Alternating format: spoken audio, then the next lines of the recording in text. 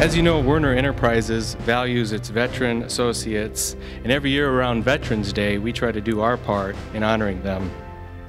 20% of our workforce is comprised of military veterans, and 24 of our Werner associates are currently deployed. Our current veteran workforce includes professional drivers, mechanics, fleet managers, associates in IT, sales, marketing, recruiting, as well as associates in management and executive positions. As part of the White House initiative to hire veterans, Werner Enterprises continues to focus our support on hiring veterans because we feel those military core values of honesty, integrity, professionalism, family orientation mirror that of Werner Enterprises. Werner pledged to hire 1,000 veterans this year, and so far year to date, we've hired 1,034 veterans. Since 2006, 2,655 veterans received VA benefits through our apprenticeship program. Currently, there are 219 veterans that are active within our apprenticeship program. Last year, we hired on average 24 veterans per month, and this year we're hiring 37 veterans per month. These veterans can use the education benefits they earn from the post-9/11 GI Bill, which adds up to a little over $13,000 of tax-free money available to them for on-the-job training and related instruction. You know, as Chris said, it's a simple thought. We're here to honor our veterans. That's what this is all about. Men and women that have given their lives in the pursuit of our freedoms.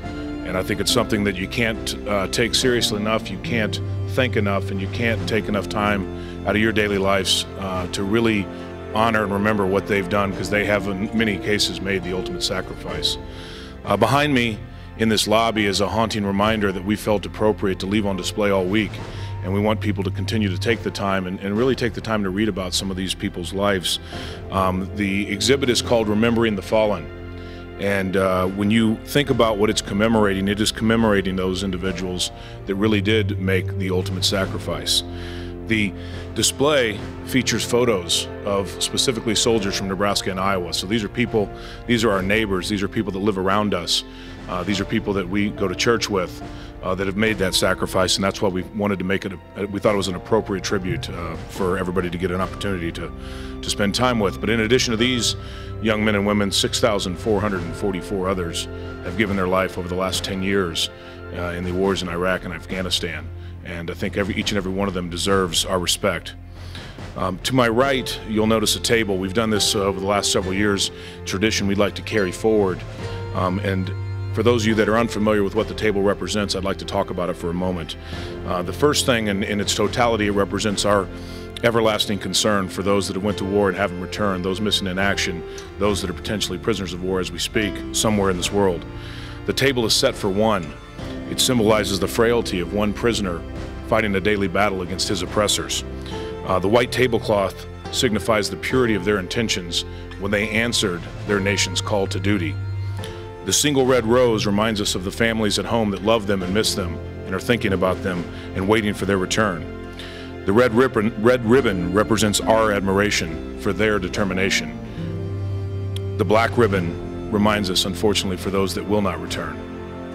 The candle represents the light of hope and the light in our heart which serves to light their way and their journey home, and our gratitude as a nation.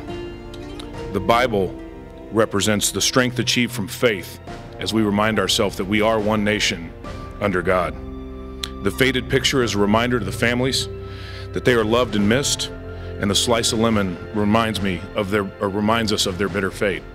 The salt on the table reminds us of the tears that their family has shed, longing for their return, and the glass is inverted because they cannot be here to toast with us today. The chair is empty as the final reminder that they are not here and that we will not give up hope and that we will continue to pray for their return. So I think that really says it all. Those are the types of traditions that make this nation great. These are the moments that remind us of what we're made of.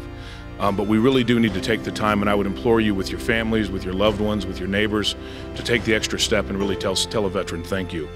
On a very personal note, he happens to be with us today, so I'll talk about him in a second, but Jeb Myers right here in front of me is a Werner associate by day and Black Hawk helicopter pilot by night, and I understand he was even on a training ops mission last night.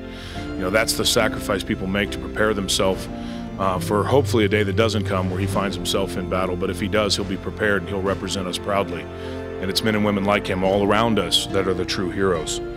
They give us the opportunity to admire what this country is about and what makes it great. With that, thank a veteran. Think about today what they've done for us, and I want to thank all of you for coming. It means a lot to me that we have an organization like this where it matters enough that you're all standing here right now. So thank you all very much.